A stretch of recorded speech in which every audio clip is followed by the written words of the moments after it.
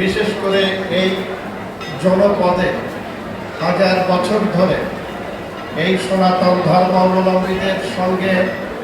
আমরা যারা মুসলমান সবাই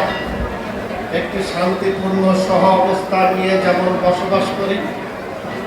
এবং সাম্প্রদায়িক যে উস্কানির বিপরীতে। এখন বক্তব্য রাখার জন্য অনুরোধ জানাচ্ছি সাধারণ সম্পাদক গণফোরাম ডাক্তার মিজানুর রহমান।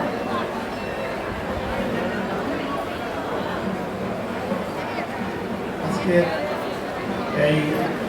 শারদীয় দুর্গা উৎসবের ঢাকেশ্বরী মন্দিরে